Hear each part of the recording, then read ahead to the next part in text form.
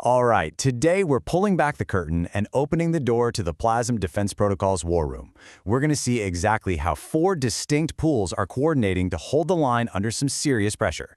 So let's dive right in. But first, you know the drill, our standard disclaimer, this is all for educational purposes. It is absolutely not financial advice. Please always do your own research. So let's get right to the big question on everyone's mind. The protocol has been under some extended pressure from token releases. So how in the world is it holding the line? Well, the answer isn't some single wall of defense. It's a really sophisticated, multi-layered command center. Yeah, I want you to think of it like a command center, a war room with a 4-quadrant defense grid.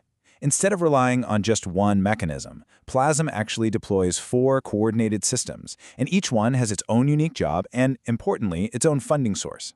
And as of today, day 87, the total combined firepower in this entire defense grid is sitting at over $60,000, all of it ready to be deployed. And here's the breakdown of those 4 pools that make up that total. You've got 2 buy and burn pools and 2 buy and build pools. Now you'll notice they're funded by 2 different assets, eShare, which is the protocol share token, and then USDC, a stablecoin. This difference in funding is actually the secret sauce to the whole strategy we're about to break down.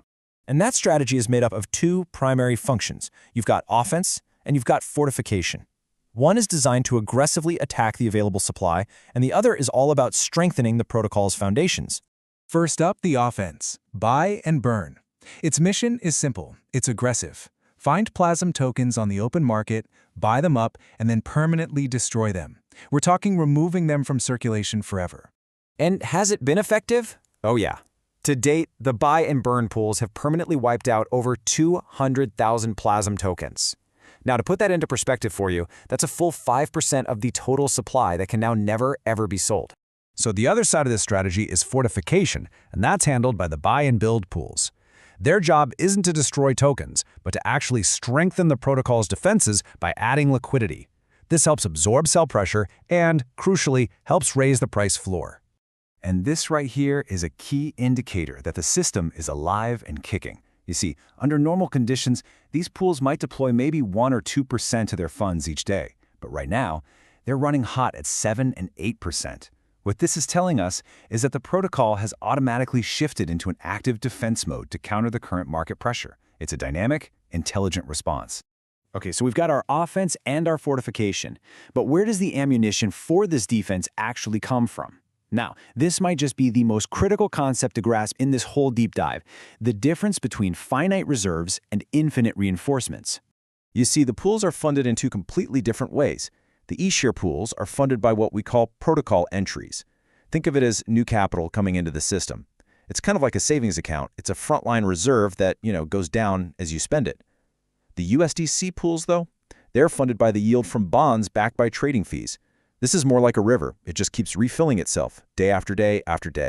Right now, those depleting frontline reserves in the eShare pools are holding about $36,000. This is the ammo that's ready for immediate, rapid response. But this number is the real game changer. Those USDC pools are being replenished with about $330 of fresh capital from bond yields. And that's not a one-time thing. That is every single day. These are the perpetual reinforcements that make sure the defense never truly runs dry. So, let me make this crystal clear. Even if protocol entries slow down, even if the eShare pools are completely spent, the USDC defense mechanism, fueled by trading fees, is designed to continue forever. It is the sustainable, beating heart of the entire system. Okay, so that's the theory. Sounds pretty good, right? But how is it performing in the actual heat of battle? Let's take a look at the battle report, the hard data from the last 3 days of active defense. This table shows you all the action from day 85 through today, day 87. You can see the daily amount of Plasm that was released, and right there next to it, the number of tokens the defense system successfully hunted down and burned on each of those days. So despite some really significant releases, the burn mechanism has stayed consistently active. And over that 3-day period, the protocol achieved a 9.2% burn-to-release ratio. So what on earth does that mean?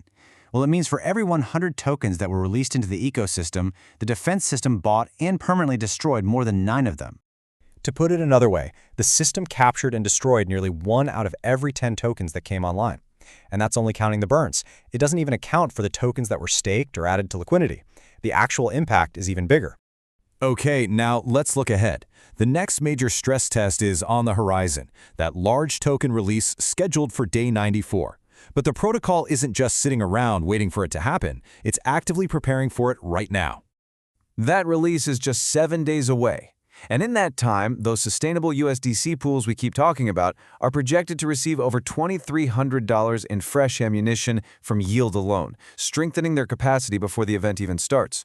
So as we get closer to day 94, the readiness checklist looks really solid. The Treasury has over $60,000 in capacity, the yield engine is fully operational, pumping in fresh funds daily.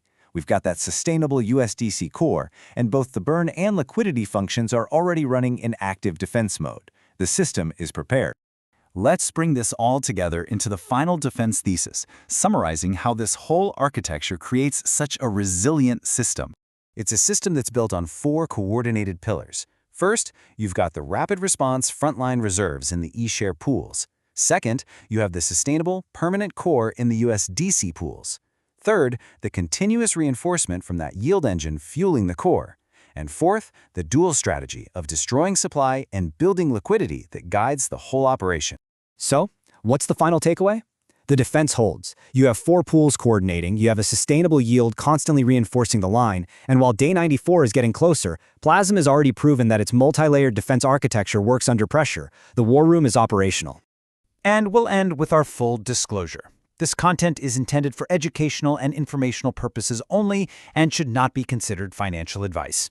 Digital assets are high risk. Never invest more than you are willing to lose, and please always conduct your own thorough research.